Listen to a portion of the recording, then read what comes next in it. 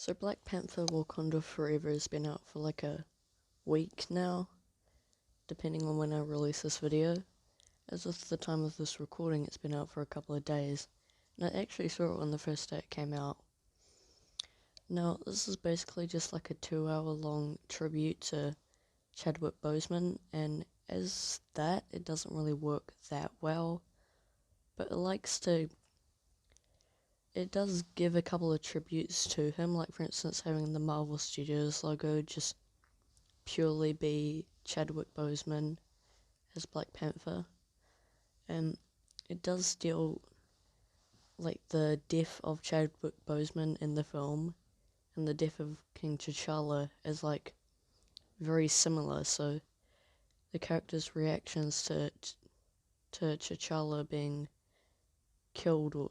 dying of cancer is pretty much a reaction that everyone else had in the real world when Chadwick Boseman died. So that's a pretty good detail.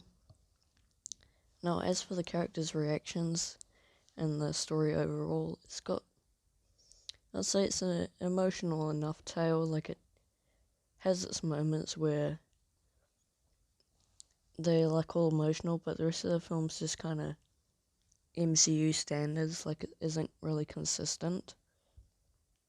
And there's one scene where they're just like completely joking around and it's just completely comedy. But that comedy is actually pretty good and pretty funny. Now, as for the action, it's pretty good. I did actually like the cinematography. It didn't have too many quick cut action scenes where they have like 80 cuts per second, like most shows or movies do. So that's nice. I also like the cinematography whenever there's like a water bomb going off, because the enemies of this movie have like these water bombs, and it always goes slow motion when they come on.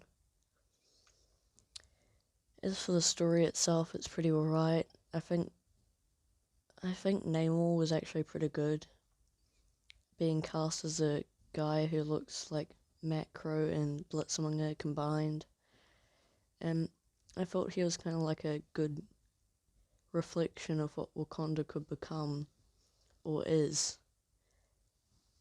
and like his people, which are basically just the Na'vi from Avatar, which I will review, by the way, before the new movie comes out. But yeah, I thought they were alright. As bad guys, they're pretty difficult to defeat. They had high stakes, and I thought that the ending was pretty alright with like the boat and the people trying to climb up the side of it. And I thought it was pretty well done. And then at the end, when they decide to spare Namor's life, which is good because the MCU has a problem killing all the good bad guys that have pretty good stories to tell, so that's pretty nice. Overall, I thought the dialogue was pretty realistic and pretty emotional. The actors did a great job.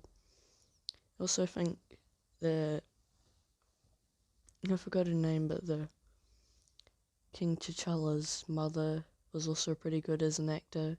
And I thought his story arc was pretty good but it could have used a little bit more touching up on.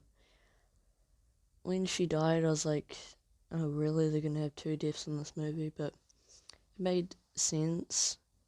And then I forgot her name, but T'Challa's sister, her arc was pretty good, becoming the Black Panther.